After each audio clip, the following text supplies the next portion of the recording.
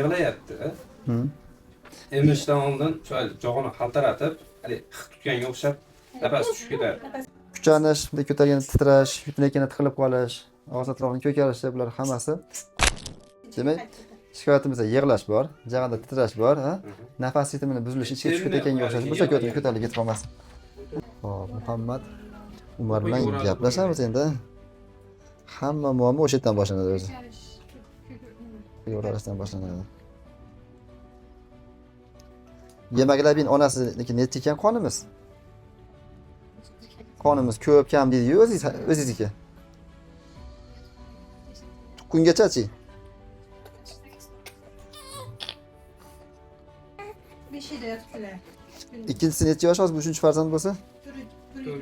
Orasi yaxshi ekan-a? Hozircha 5 ga baylamay tursa yaxshiroq bo'ladi. 5 yilda yaxshi uxlaydi. Yo'q, yaxshi uxlash vaqtini mo'ljallab 5 ga baylayapsizlar-da. Bas. Kelishi yaxshi, Necha mahal kelyapti-chi? Suvga emsa keyin enasini emmay qo'yapti. O'zi bolada ozgina to'ymaslik belgisi bor. Ehtiyoj darajasida energiya bilan ta'minoti yaxshi emas. 3 kiloyi 300 qancha 50 mi taxminan? Ha, 50 degan bo'lsa 4 kiloyi 4 kilo deb hisoblasak-a. Kiloda ozgina yetmaslik bor bolada. To'ymaslik belgisi bor. O'shuning uchun qo'shimcha ovqat masalasini pediatr bilan bir gaplashib qo'yinglar. Ha? O'shuning uchun bola biroz ozg'inroq, ham onaning qonni kamligi hisobiga teridagi sarg'amtir rang chiqib turadi o'zi kamqon bolada. Qoni ham kam. Yo'q, u sariqlikdan xavotir olmanglar. Qonimiz kamligi uchun shunaqa. Va qonni to'ymayotganligi uchun shunaqa bola. Sarg'amtir bo'lib turibdi. Pediatr ko'rdimmi? Hozir mayda durbesh yerda bo'lsa bir ko'rsatib maslahatlashib ketinglar ozgina, ha?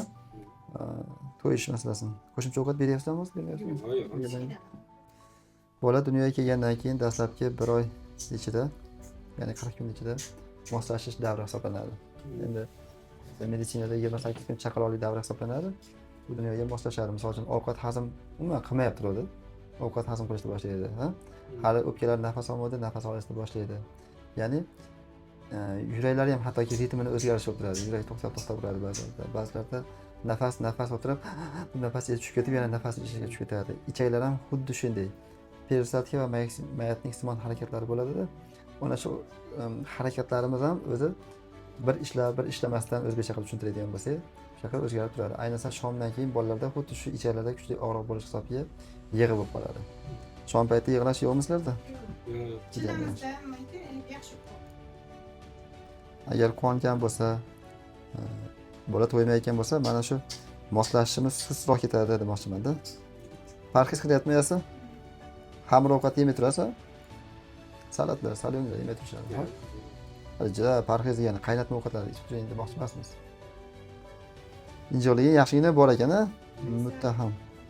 Kuchanish, bunday ko'targanda titrash, yutmayotganda tiqilib qolish, og'iz atrofini ko'karish, bular hammasi qon tomiri yorilib 0.99, ya'ni salkam 1 sm kattalikda tromb bo'lganligi uchun paydo bo'lyapti. Shunga hisobli ichaklardagi harakatlar, siz chinqirab yig'lab olish ham ichaklarga bog'liq. Cho'chishlar ham shunga bog'liq bo'lyapti. Korreksiya pitaniya deyapmiz, ya'ni to'ydirish masalasi. Yo sutini ko'paytirish kerak, yo qo'shimcha ovqat berish kerak. Uni pediatr bilan gaplashinglar. Xo'pmi? Marhamat.